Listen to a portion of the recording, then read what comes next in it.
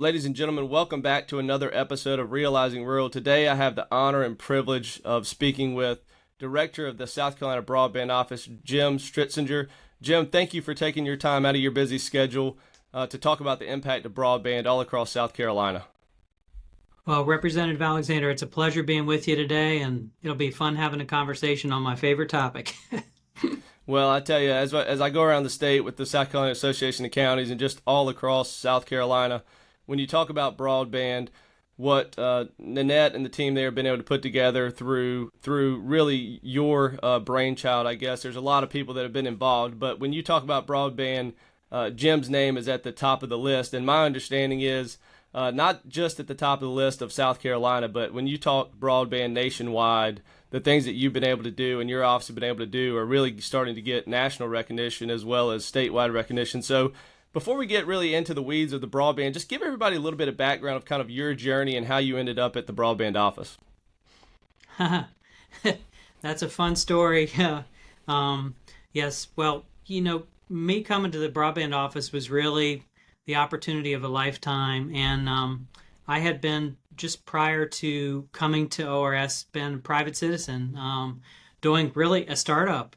And of all things, I decided in 2019 to build a private sector startup doing broadband maps.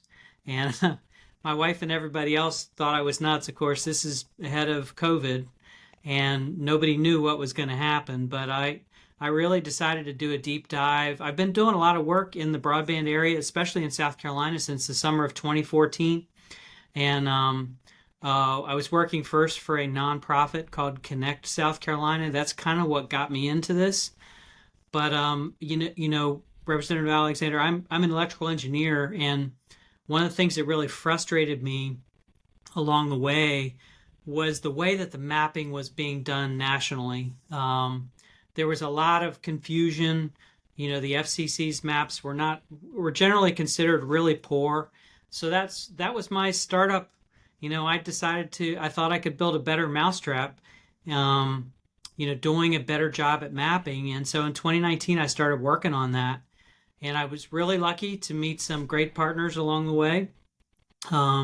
Notably, the Palmetto Care Connections, the Office of Rural Health, and also the Hospital Association came to me as a private, sector guy and said, "Hey, could you do some maps for us?" This is back in 2019.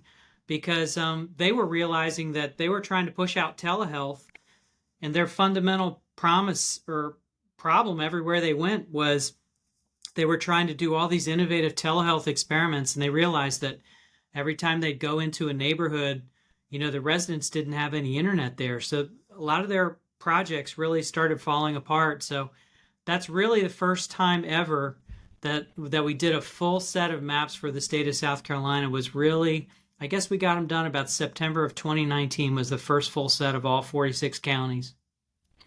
Yeah, that's interesting. And as far as the state broadband office, when you talk about first of all, electrical engineering from NC State, correct? Is that That's right. correct?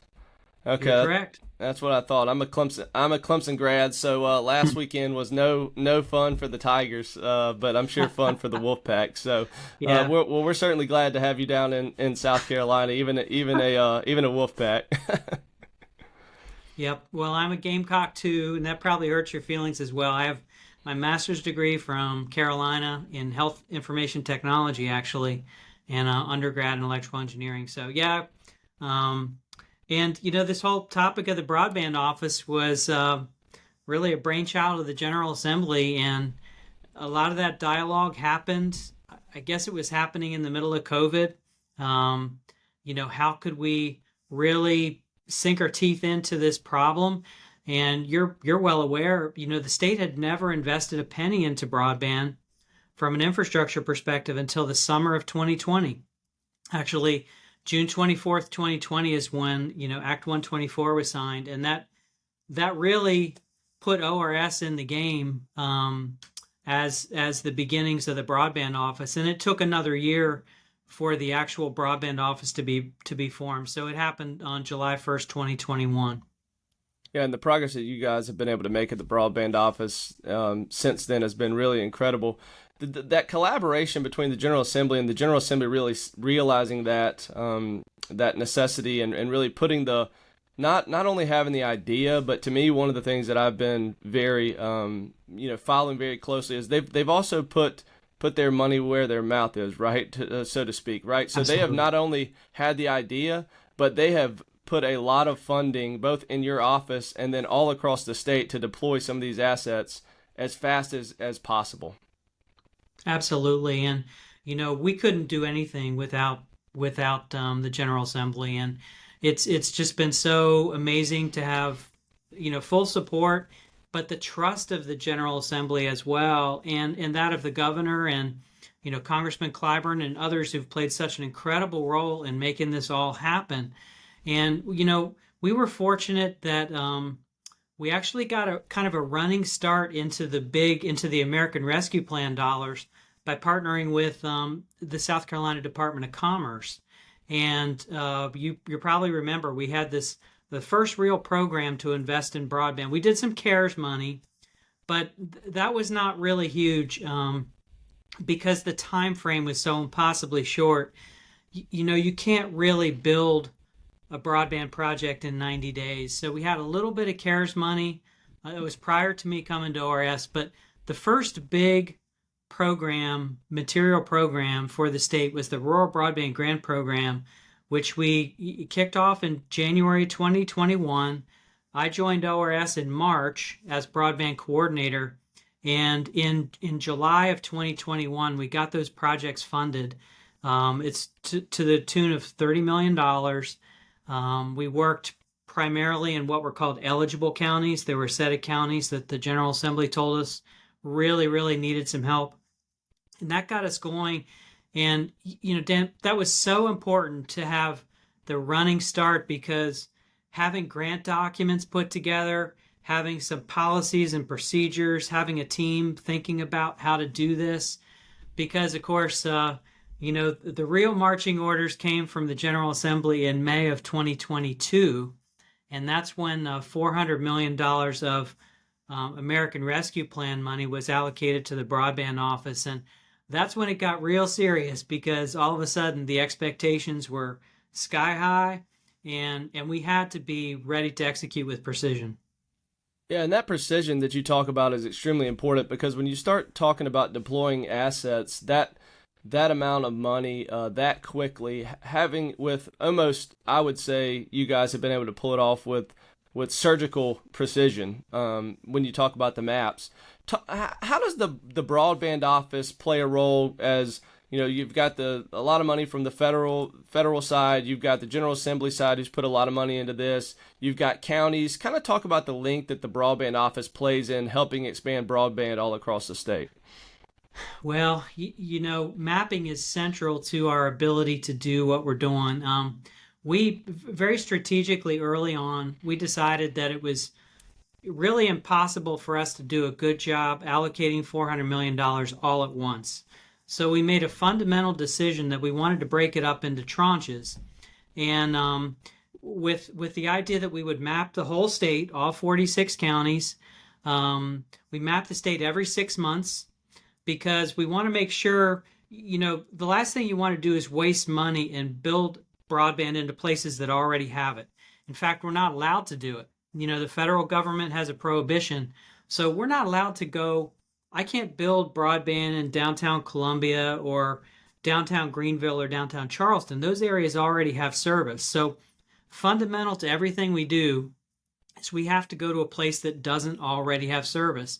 So, and of course, it's being built all the time.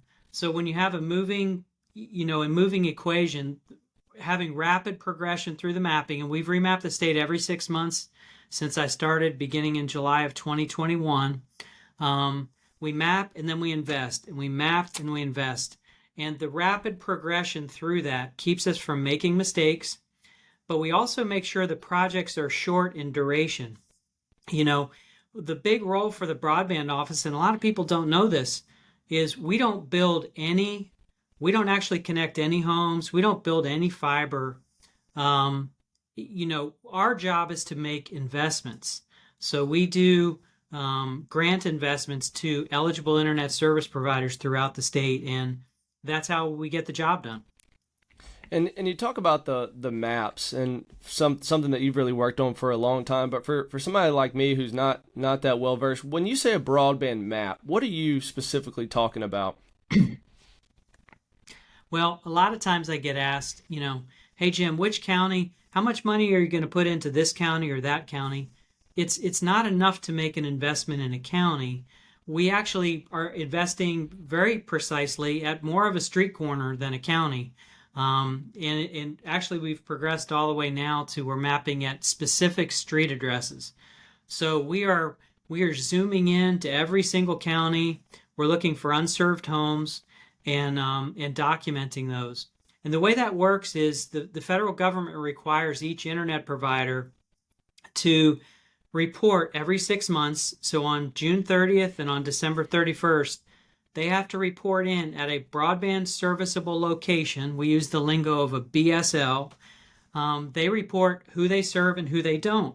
And so the federal government is now managing the broadband service location fabric, the set of addresses, and we are engaging in that a lot. So we're tracking that very closely. Every 6 months, we look at which dots are unserved, and that unserved set of dots becomes the next eligibility map for broadband funding.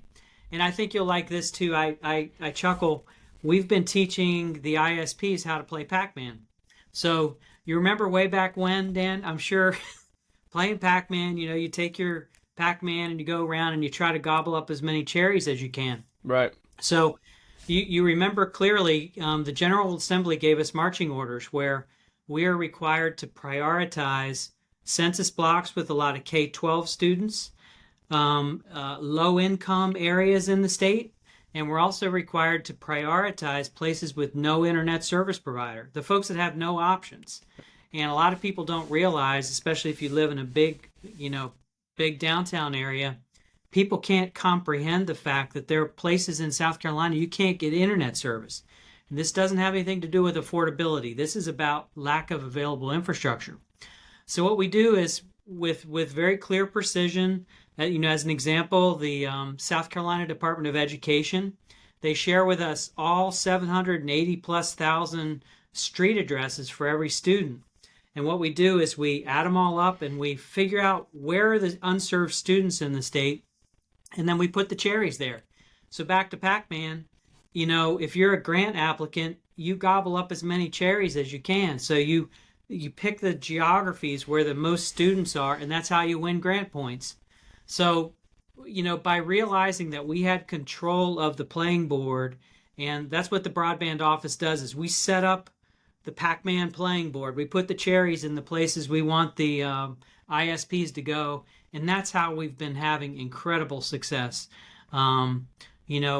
Sometimes by simply turning left or right in a project area, ISP can choose whether they build down this road or that road.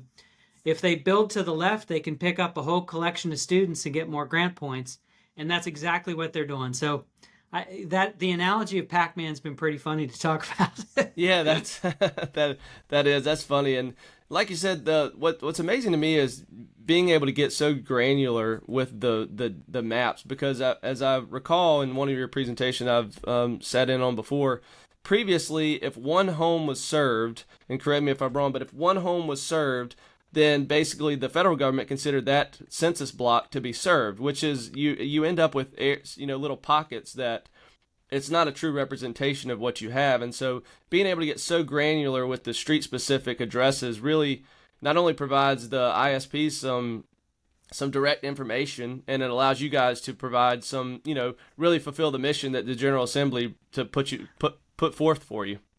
That's right, and it's been super hard to get there. I'm not going to kid you. You're exactly right. By the way, when I first started, if a single home was served in a census block, and a lot of people don't know, and this gets kind of nerdy, but a census block, especially in a rural area, can be a pretty large geography. A single census block could be, 1 or 2 square miles. in a rural community. So if just one home was served, um, flipping that block to green and representing that as served area, that's one of the things I did early on, and that was really the subject of my private sector company prior to coming to RS, was really looking at the available infrastructure. And you probably remember we also mash up all of the Ookla speed test data to get a better representation of the map. So we started that, and with the team I've got now, we have totally, from where I started, I mean, you'll be really proud. We have probably the most technically sophisticated, or one of the most sophisticated broadband offices in the U.S. right now, without a doubt. We're doing things that others haven't even thought about, but looking at the type of technology is really important. Um, Adding to the fact of one home flipping a block green, a lot of states are also looking at the advertised speeds that the providers put in. And that was making people's heads explode because, a provider could pretty much advertise any speed they want and claim that the block was served. So instead of looking at the false promise of advertised speeds, we focus more on the technology type. And, broadly, the classes of technology, and you probably remember when internet first came into your house. It came into your house using a telephone line, Right. and that's called a digital subscriber line. And I'll remember the day that I got it. This is back early 2000. I was so happy to actually be able to talk on the phone and do an email message at the same time. But that technology is, it's out of it's no longer a useful life of that technology. I equate digital subscriber line as really the Windows XP of broadband. We celebrate the fact that we had it for so long and we did so many great things, but we cannot grow the economy of South Carolina on digital subscriber lines, the copper. So, I was fortunate enough where I lived that I was able to quickly move beyond DSL to a cable modem. And I think we all rapidly figured out that a cable modem was, 10 to 20 times faster than DSL. But guess what? The rural areas never had the choice. They never got cable TV, and a lot of the rural areas just never had the choice to switch. So they're still stuck with DSL, and that's really the root cause of our problem in South Carolina is the homes that are stuck with DSL, because homes that have high-speed cable or high-speed fiber are really good to go right now. And that's what we look at. We look at trying to get DSL or cable to every single home in South Carolina. And when you talk about being served, I think this brings up a good point. What do you consider being served versus unserved? Served at what speed would you consider a home to be unserved? And then also on the deployment of the resources that are being put in now, I've heard you talk before about we're really building for the future, right? So the speeds at which we will be able to get to and the way that it's being deployed with the fiber and things really accesses us, gives us access for the next generation, really. That's exactly right. So let me talk about a couple of things. First of all, the federal government is who sets up the rules. So we're just playing to federal rules. So the federal government considers any home less than 25.3 to be unserved. So this, again, gets a little bit nerdy. I try to stay out of the weeds, but it's a download speed and an upload speed. And Dan, what I would say is we've all had the experience of trying to stream a YouTube video. You press the play button, you're trying to do your homework, and you get that, I call it the spinning circle of death, where, the video just won't play. And that's usually when you have less than 25.3. That's 25 megabits per second download speed, 3 megabits per second upload speed. And that is the current federal standard for whether we have broadband or not. So as a federal rule, the Broadband Office is not allowed to invest in any home that already has 25.3. That's called an unserved home. Now, an underserved home is a home that has less than 120. So there's two different bars that we're playing with. And you'll be happy to know that all of the maps in South Carolina are now mapped at 120. So we've been making such incredible progress in the state. We have we've waved goodbye to 25.3, and we're now holding the state at a 100/20 standard. So when you see any of the maps on SE Digital Drive, I may show you some in a few minutes. Um, but when you see the maps, we have scored the whole state. Everywhere that's green is above 120. Everything that's not green is below 120.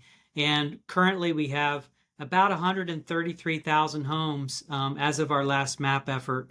133,000 broadband serviceable locations that are less than 120 in South Carolina. So, and that's out of about 2.5 million. So we have closed the gap incredibly, and we are attacking that every single day. So that's point number one. I want everybody that's listening to this to understand that we don't build anything new to that old standard. Even 120 is yesterday's news. We want to build out the state of South Carolina for the future, right? We all want to root for the next 50 to 100 years in South Carolina. So most of what we're constructing is fiber. And the reason fiber is such a big deal is they call it future-proof technology because the fiber, once it's placed, it really doesn't go bad. It doesn't deteriorate over time. And the way you get higher speeds is by replacing the electronics on each end. So as a provider builds out the fiber, they know that they've probably got a 50-year investment in the ground or on the telephone poles. And then over time, what they'll do is they'll replace the electronics. And that's how we get faster and faster and faster. And, I want to make mention of this. We are pushing hard to get fiber in as many places as possible because it can be used for so many things. The reason our cell phone service doesn't work in certain parts of the state is because we don't have fiber there. And really, whenever you see a cell phone tower on the side of the interstate or in a rural community, at the bottom of every cell phone tower, you have to have fiber optic cable there, or the tower doesn't work. So, I can think of many spots, and I'm sure you can as well, where you can drive for an hour and a half and your cell phone, you have nothing. You go from 5 bars down to 0. So this is kind of our hidden agenda, which is really cool, is if we fix all of the residential homes, if we get them all connected, guess what we've also done? We have spread fiber optic cable all over the state. So the next cycle of innovation in the state will be building from that fiber, dropping in some new cell phone towers, and fixing cell phone service so we never have to talk about that again either.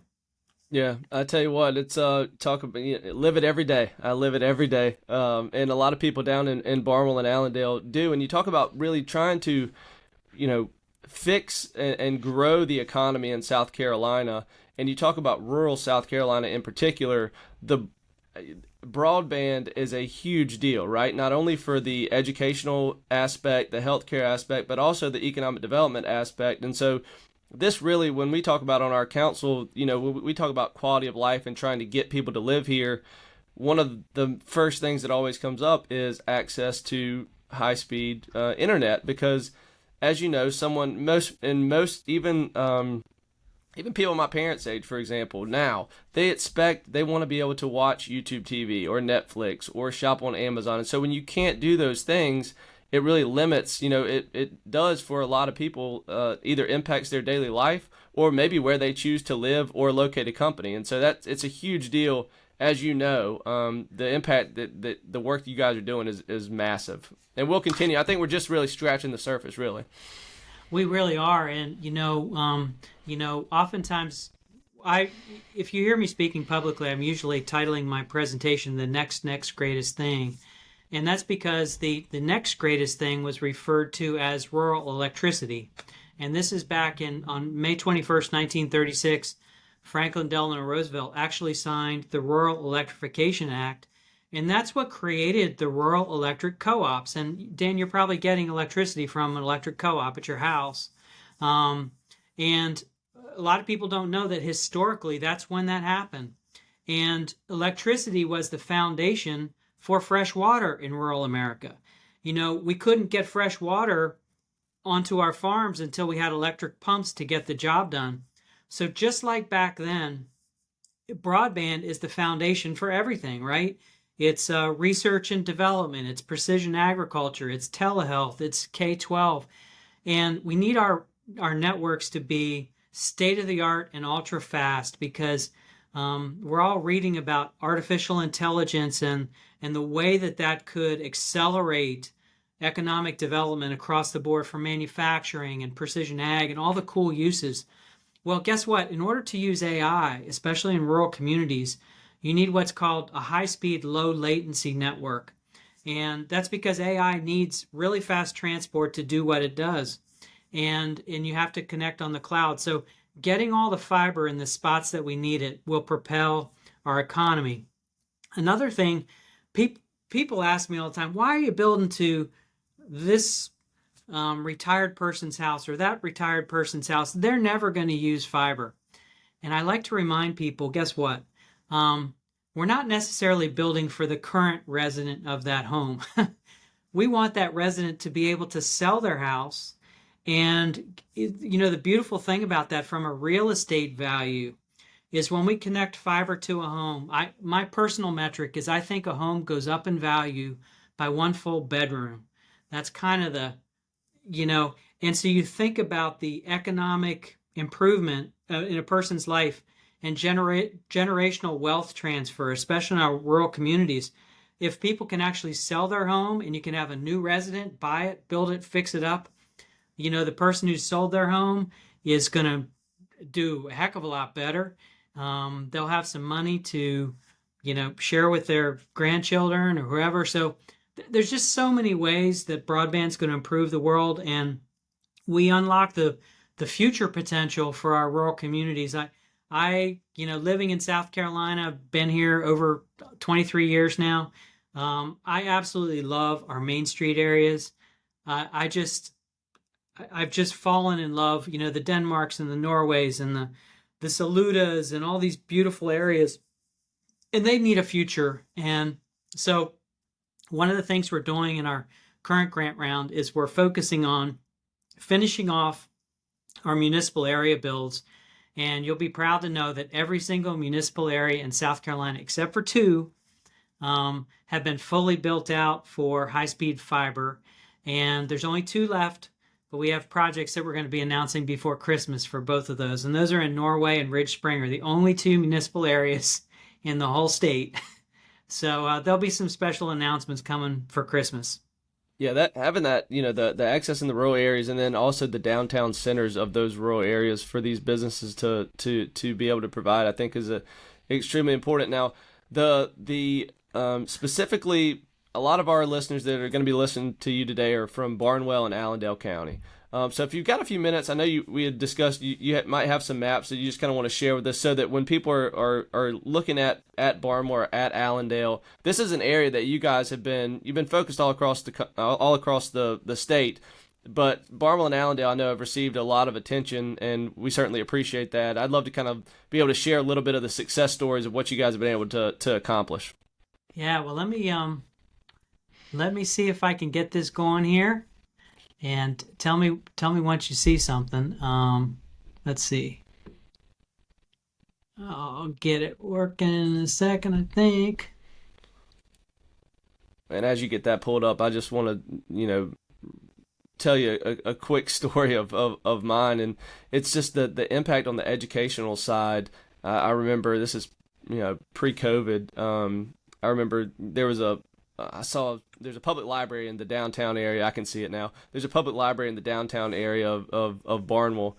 And so I would go around at night and I would see there would be a car there, frequently at night. And I couldn't figure out what this car was doing in front of the library. Well, one day I decided to investigate. It was a mother and a daughter. They were this was 9-10 o'clock at night. They were trying to complete the child's homework using the public Wi-Fi from the public library that was coming out. And so, just to think about that story, multiply that, over and over and over, the impact that child will be able to have broadband. And that's another thing we can jump into. Let's look at the maps real quick. Then we'll talk about affordability and all that kind of stuff, because that's an adoption, and that's another piece of it. But these maps are certainly important. I'd love to take a look at them. Can you see what I'm typing right now?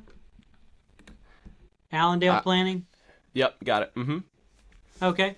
So what I'm doing, and just actually, let me go backwards. I'll start over. So let me introduce all your listeners to what we call South Carolina Digital Drive, and it's scdigitaldrive.org. This is the complete mapping repository for the whole state, and we use this to work with our internet service providers when they're designing new projects.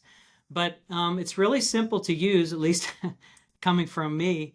I'm going to go into Allendale. We can certainly do Barnwell too. But let me go to Allendale while I'm thinking of it, and Sure. just going to show you how. So I'm going to pull up the planning map, and I'm just going to go ahead and download it. And you're going to notice on the planning map for Allendale County that there's a lot of blue and a lot of yellow sitting on top of Allendale County. Can you see that okay, Dan? Yep, I can. Yep. All right, so what the planning map is useful for is seeing where the broadband office has made investments. So, for example, you see that this map is dated December 31st, 2024. Yep. And I'll show you what that means is you see the blue areas, these are all federal investment areas in Allendale County. There's actually a program called the FCC Rural Digital Opportunity Fund that is putting a lot of money in Allendale County through Charter Spectrum. Yep. There's also some state investment here. You can see these yellow areas where we've complemented the federal investment with some state dollars, American Rescue Plan dollars. And then you can see the green areas. These are areas that already have service. And so what this means is these green or the blue and the yellow areas will all be done. The construction will be complete on December 31st, 2024. So that's kind of a thing, from the broadband office. We have to make an investment first, and then construction occurs. And sometimes the construction can take up to 2 years. These can be big projects, but you got to make the investment first. And let me ask you, is this making sense to you, Dan, seeing the blue areas? Yeah, for sure. That's in that the RDOF program, I know with Charter Spectrum and what you guys have been able to do, tying into some of the things down in Allendale and then over in Barnwell as well, taking advantage of some of the things that was already in the works and really speeding some of that up, the commitments from some of these ISPs, to really rapidly deploy this broadband all across Barnwell and Allendale. I think has been a unique kind of clever way to go about it. Yep. And what you're seeing here is, let me translate this, by Christmas next year, Allendale County should be pretty close to done. Yeah. That's pretty doggone cool. Yeah, and that really is. let's take a look at Barnwell while we're at it, and do the same thing. Sorry you're having to watch me type, but that's what these planning maps are designed for. And really the planning map for the broadband office is really intended for a county administrator. Barnwell's a good example for me to step through some other things. So we've got a lot of blue happening in Barnwell, but what I'm also seeing here is I'm seeing some other colors on the map that we got to fix. So any area that's green on the map is already served, and this probably won't surprise you. Downtown Barnwell's got pretty good service. I can tell by these colors. The yellow areas are places where we've made investments. So there's a lot of stuff happening in Barnwell. I'm guessing a lot of your listeners are probably going to be seeing trucks rolling and things like that. But quite candidly, we've got some work to do too. So I call these the freckles, the dark red and the dark orange areas. If you look over here at the legend, these dark red and orange areas are places where we have 100 homes or more, or 26 to 99 homes, and the internet service is not where it needs to be. So this is how you read the maps. The freckles tell me the high intensity places to go. And Dan, if you're a county administrator in Barnwell, I would tell you that you want to fix the freckles first. The darker the color, the more homes are there. And we use this technique to work with our ISPs to go after the places with the most homes first and then work your way out. Like up here north of Blackville, this area is more rural and there are fewer homes. That's why the color code is much lighter. Right. There's probably only 1 to 10 homes out here. And that's how the maps work. Yeah, We that's also interesting. have, Yeah, that's yep. go ahead. Go ahead to the next one. I was just saying that the planning maps are very interesting to look at because when you start to look at what's being done and then the potential for the future and trying to encourage some of these ISPs to, it gives them a good, quick overview. And I know they're just as detailed with the maps that you guys have been able to do. And that's another thing, working with these ISPs, I think it's been my understanding is it's been a really good, solid two-way street, right? They're giving you information and you're holding them accountable, but then that you're Mm-hmm. also providing information so that they can make strategic investments as well. Because at the end of the day, they certainly want to do their part to provide broadband, but they're in business. They're trying to make money as well, right? So they need to be strategic about the resources that they're deploying as well. Absolutely. And, that's a key thing is we don't want any of our internet service providers to go out of business. It does us no good. We need to make sure, what the state does and the federal government does is we make grant investments in projects because your listeners will find it interesting to know that it's about $80,000 a mile to build 1 mile of fiber, and it's about underground, and it's about $50,000 a mile to build 1 mile and it connected to a telephone pole. So it's cheaper and faster to build on telephone poles, but we don't have poles everywhere, and also it's more resilient to have it underground. So they make from things like hurricanes, right? If you put it up on a telephone pole, it's not as weather resistant. So there's a bonus to putting it underground, but there's also takes longer and it's more expensive. So when you look in rural communities, it doesn't take a genius. If you have to build 5 miles of fiber, that's $400,000. And if you're only picking up 3 or 4 homes, you'll never get a return on your investment as a private company because, residential homes only pay usually between $50 and $100 a month. So nobody's going to invest private funds. But that's what good government does is we come in, we change the calculus of those investment decisions because we put in federal and state money in some cases to change the equation. And so I wanted to just make mention that if any of your listeners want to download one of these slides, you can just copy the image. And you'll notice that these are all formatted as PowerPoint slides. You can actually copy this image and paste it into your own slide deck. So, Dan, if you had to do a presentation tomorrow for a PTA or a group of constituents, you can drop these slides straight into your deck and it'll be just like I did it. Yeah, um, that's great. Very, very easy to access. That's and perfect. yeah, the only other thing I'm gonna pull up the statewide statistics map. I want to show you, and we have the statistics for every county too. There's really 4 slides for every county, and there's 4 slides at the state level overview.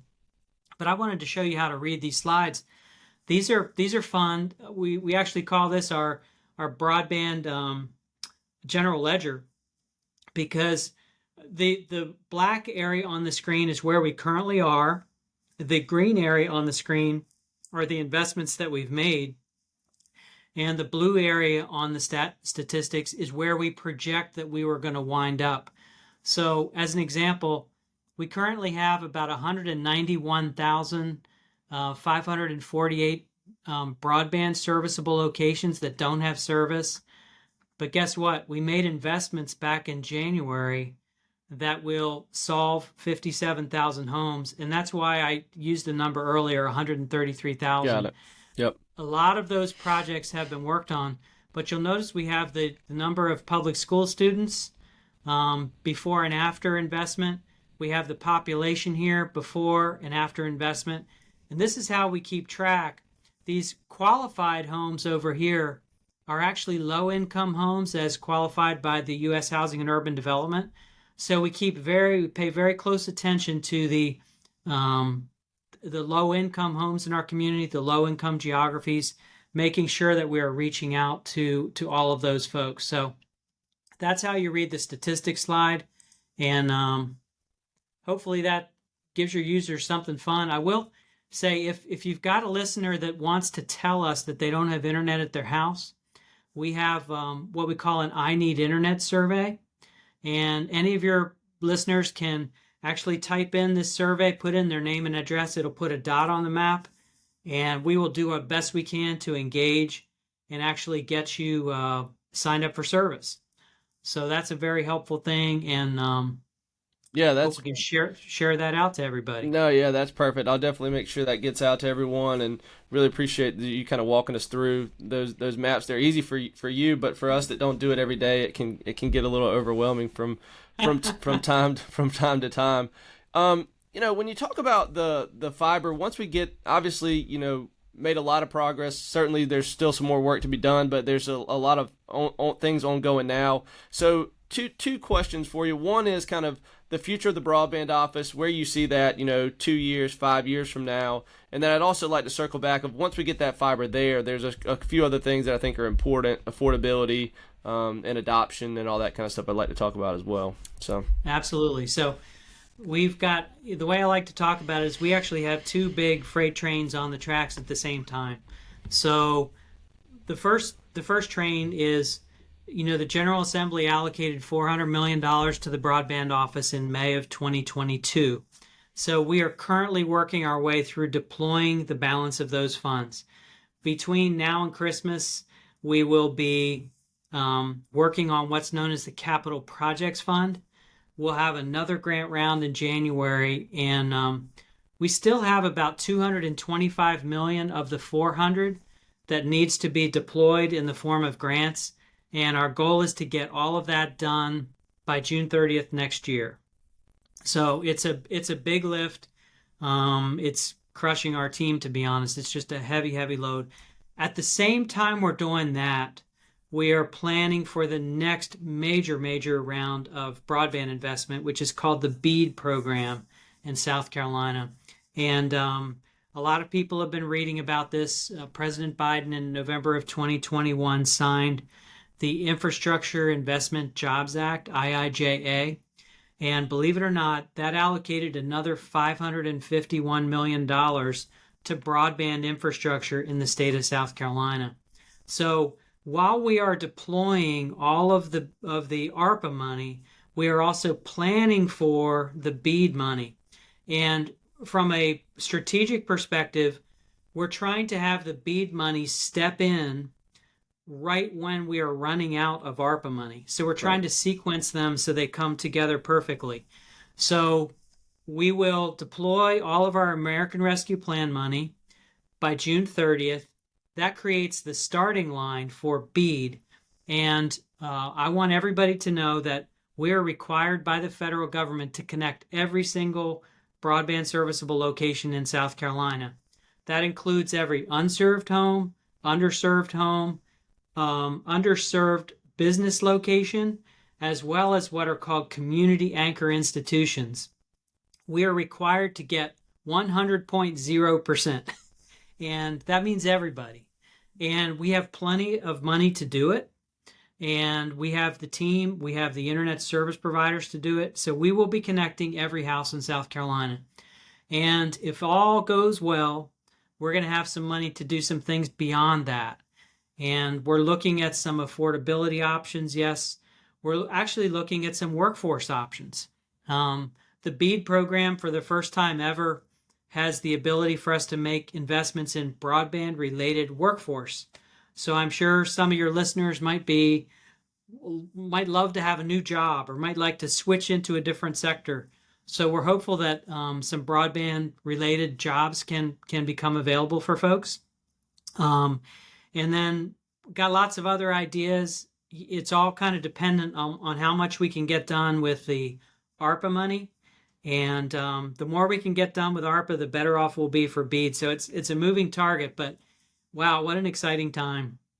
oh well, yeah, it really is, and to think that just less than I guess 4 years ago you were kind of starting this journey, or at least starting to dig in, and when you look back and kind of see, I know you've been so busy now that you haven't really had time to reflect and probably much on what you and your team have been able to accomplish. But I think when when we all look back, 10 years from now, and we see the impact that it's made all across South Carolina, and I know you guys in your office have really been an inspiration for people all across the country.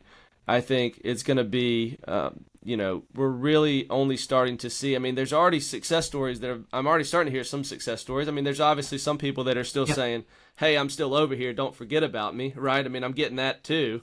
But there's a Yep. lot of success stories, and so I think at the end of the day, when you're able to take a deep breath and reflect back, boy, the impact that this is going to have all across the state of South Carolina is just tremendous. Well, it's fantastic, and we talked a little bit, and I know you wanted to move into this a little bit, but when we talk about broadband, there's really three things. There's access, and when I use that word, I'm meaning physical infrastructure. There's adoption, and that's about affordability, and then there's use. So for those of us, and I know you and I are very blessed, right? Our homes, my home has decked out with internet, and I've been using it for a long time. But there's a lot of people that haven't. And I'm rooting hard for lifting up the skills of all of our residents, giving them all a shot at doing something new in their life, living and working in their home. But there's the piece in the middle, the affordability piece. And I want everybody to know that we pay very close attention to that. First of all, every grant application that comes in, we make sure they're required to have an affordable broadband subscription package available. And each internet service provider is also required to offer what's known as the Affordable Connectivity Program from the FCC. So something we should share is that if your home is already receiving some sort of federal benefits like SNAP or TANF or any of those things, your home probably qualifies for $30 a month in internet subsidy. So if your internet bill is $50, you can get $30 a month off. And in some cases, the cost of internet can come down to zero. There are some providers that are offering $30 subscription packages, and the net of that affordable connectivity program can make internet free. And so we certainly love doing that whenever we can. And we've been working out, we're doing some outreach programs to get people signed up. But I want to make sure people know that. And, that really the next wave of evolution for South Carolina will be activating the Digital Opportunity Office in South Carolina. That's also here at the Office of Regulatory Staff now. It was a change. The governor moved it over on October 1st. But that's where we'll be making investments in training programs for things like telehealth and, cybersecurity, things like that. Will be, we won't directly be doing the training, but we will be making investments in those programs to have others get in the game and do it. So it's a multi-pronged approach. It's a multi-year. It's probably a permanent thing in South Carolina, to be honest. But, my job is to take care of the infrastructure, my team's job. And I should tell you, we have an extraordinary team. It's way more than just me now. When I started, it was obviously just me, but we have this really cool startup within state government. But I now have 6 full-time staff members in the broadband office that are way smarter than I am. And we're also complemented by a bunch of other shared staff in the agency. We have expert attorneys and accountants and all these things tracking. So I hope everybody's proud. We are moving quickly.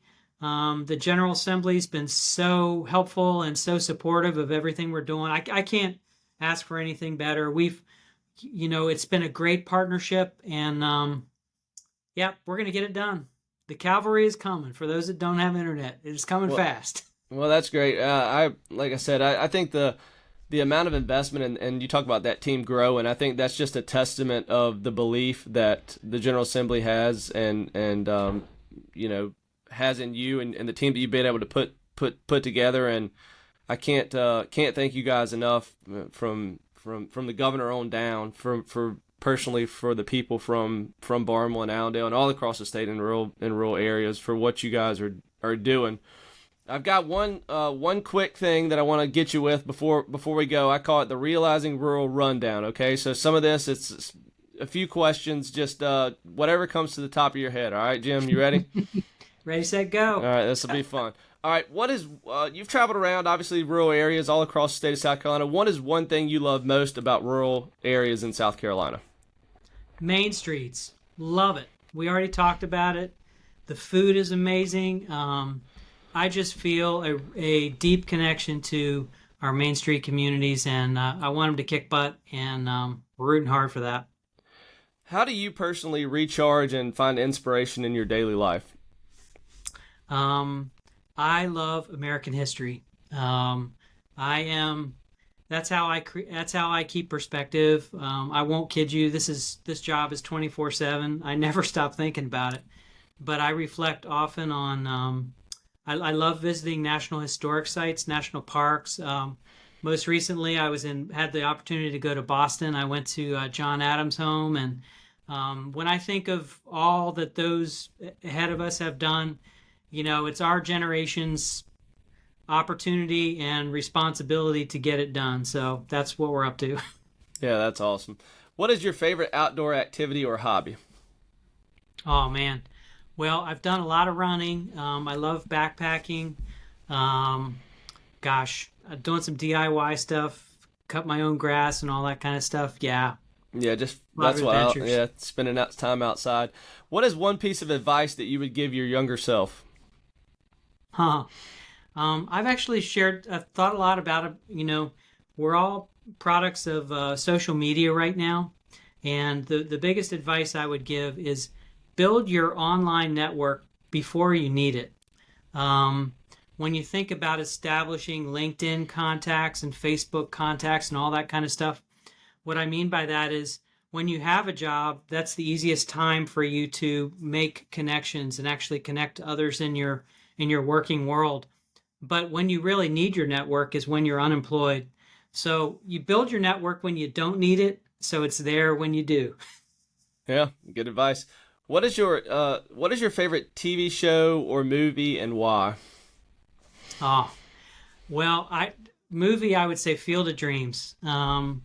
I go back to that all the time. It's really two, Field of Dreams and Stand and Deliver. I think probably everybody's seen Kevin Costner in Field of Dreams. It's just kind of a magical. The art of the possible is what I think about. And the other movie, one of my all-time favorites, is Stand and Deliver, and that's the story of gosh, a teacher coming into south side of California and teaches AP calculus for the first time. And he just comes in. Nobody expects him to be able to do it, and it's just so far beyond. So I highly recommend that movie for anybody who wants to get inspired. Yeah, that's awesome. I'll have to check that one out. Again, you've traveled into those rural areas, and as your team kind of digs in, what is one misconception that you think people that don't live in a rural area or aren't as familiar with rural areas, what is one misconception that you would like to maybe dispel? Well, again, being an amateur historian, there's a lot of lessons from the 1930s in electricity, and a lot of the naysayers said, it's way too expensive to build electricity into those rural communities. And those poor southern farmers, they're not going to be able to use electricity. They're not very innovative. Oh my gosh, what a big myth is that? It's exactly the opposite. The the farming communities are so innovative. I love them. Farmers are self-sufficient when their tractor breaks and they need to come up with a creative solution. They engineer their way out of a jam all the time. I think what's going to be really fun is, I have kind of, I guess, a standard set of things I think are going to happen. It's going to be fun looking back on this 15 years from now and seeing all the magical moments that we could not have predicted, how AI might be used on a private farmer's farm in some super creative way. Yeah, It's that's going to be really neat. yeah, it is. Two more things as we close here. Is there a quote or mantra that you live by? Um, I guess stand and deliver, right? Yeah, yeah, I When like it. when your opportunity, don't look around and ask for somebody else to do it. Just get her done. And I'm trying to do that on broadband. It's the honor of my life to have this job. And when you kind of when history catches up with you and you find yourself in the moment, um, can you stand and deliver? And I hope we're doing that. Yeah, that's really great. And then as we close here, the last question for you is I want you to brag on yourself for a little bit, right? I know you haven't had a lot of time to sit back and reflect, but as you do sit back and reflect, as I think we all do, what is a personal or professional accomplishment that you're most proud of? Wow. Well, just getting this job to begin with, having this opportunity is the moment of my career. But to have South Carolina not only getting it done, but to be recognized nationally.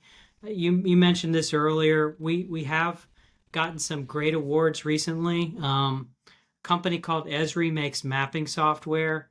The Broadband Office was just picked for a 2023 Special Achievement in GIS. Only two of those awards were given out in the whole world, and we got one of them. So that's a big, big moment. We were recently recognized by the South Carolina Information Technology Developers Association. You know, all of the South Carolina information technology officers came together, state agencies, and we were picked as the Innovation Award for 2023, which is amazing. We're moving up in national rankings. But, you know, when people talk about broadband nationally, South Carolina is on the short list of those that are doing it right. And it's really, really proud to be in that position. Yeah, that's awesome. I tell you what, I appreciate everything you're doing all across the state and your team is doing. And I appreciate your time today. I know you're extremely busy thinking about a lot of how you're going to bring fiber to the next home, and so that really is a 24/7 job and never ends. And I know it really means a lot to you to be able to do that. And so I really appreciate your time and you coming on today to share just a kind of a quick glimpse of broadband and what the state broadband office is doing all across the state, but also here in Barnwell and Allendale counties as well. And I just want to tell you, thank you to you and your team for everything you're doing.